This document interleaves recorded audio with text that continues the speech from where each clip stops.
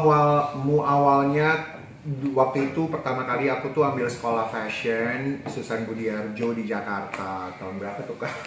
Tahun 98 atau 99. Terus selesai tahun 2000, lalu pindah sempat ke Amerika, ambil Fashion Institute Technology di New York, lalu sempat bekerja sebagai personal shopper, personal stylist juga.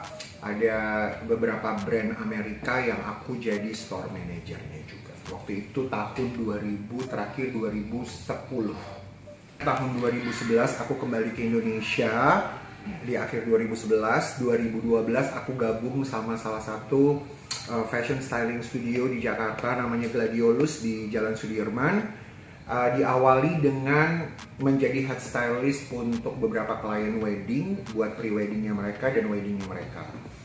Lalu bertemu dengan Rio Motret ketika itu, dan Rio Motret punya acara exhibition foto tunggal. Aku diberikan tugas untuk pegang beberapa artis, salah satunya ada Princess Syahrini. Setelah itu, Rio Motret yang menawarkan apakah aku mau pegang video klipnya Princess Syahrini yang berjudul Seperti Itu. Ya, seperti itu.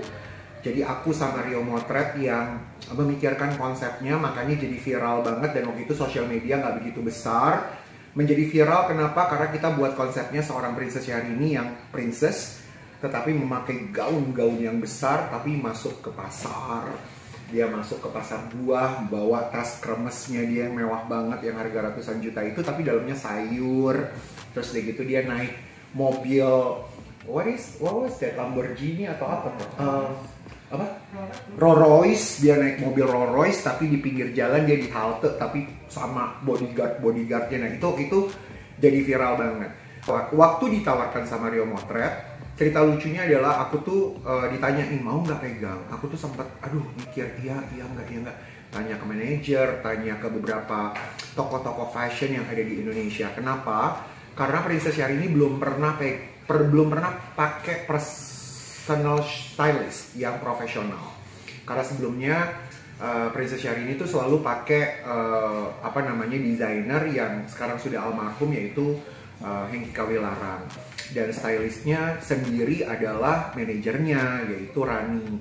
Nah, karena baru pertama kalinya experience buat Syahrini sendiri pakai stylist, aku sendiri pegang seorang Princess Syahrini dengan nama besarnya, jadi kita sama-sama punya adjustment yang sangat luar biasa. Nah, ketika pada akhirnya aku bilang iya, kenapa waktu itu agak sedikit mikir dan lama? Karena bukan keraguan sih ya, tapi lebih kepada aku tuh kan masih pendatang baru di Indonesia, apalagi di Jakarta, yang sebenarnya udah lama nggak di Indonesia kan, karena lagi di Amerika. Jadi sebagai pendatang baru tuh, kalau masuk di industri fashion biasanya tuh ke majalah, terus udah gitu kalau fashion tuh biasanya lebih lebih ke personal client, ke brand-brand yang internasional. Lagi pula ketika itu juga sebenarnya aku juga suka diajakin sama beberapa brand internasional untuk jadi spokesperson. Memang ketika itu masih ada Mas Samuel Mulia. Beliau adalah seorang chief editor dari majalah fashion yang ternama. Dia cukup dekat sama aku sebelum beliau meninggal dunia, dan aku ngobrol sama dia karena aku nanya, gimana nih Mas Sam? Terus Mas Sam bilang, tergantung ke kamu mau idealis atau kamu mau bisnis. Kalau kamu mau bisnis, kamu harus bisa merangkul semua keinginan dan euforianya orang Indonesia. Tapi kalau kamu mau idealis, ya kamu harus tanam dulu brand kamu, brandingan diri kamu. Ruginya akan banyak sekali untuk bisa memberikan knowledge kepada orang-orang bahwa fashion yang menurut kamu seperti ini. Nah, aku nggak mau nunggu lama. Nggak mau nunggu lama tuh artinya, wah berarti gue harus punya duit banyak dulu untuk brandingan.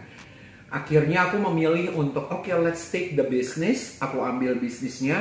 Aku terima penawaran dari Rio Motret untuk pegang video klip pertamanya Seperti Itunya si Syahrini.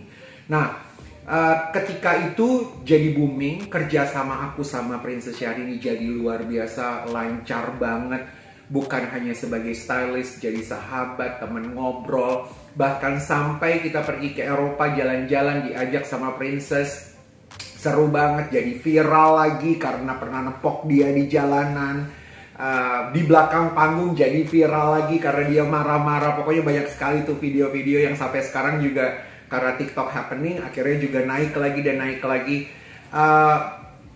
Jadi artinya adalah Princess Syahrini itu buat aku adalah tempat belajar sekali.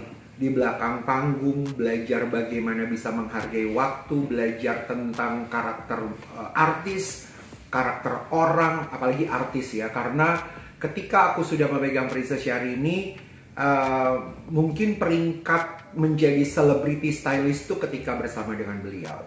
Setelah itu masuk lagi ada Nagita Slavina, masuk lagi dengan adanya BCL, masuk lagi terakhir aku pegang Agnes Mo.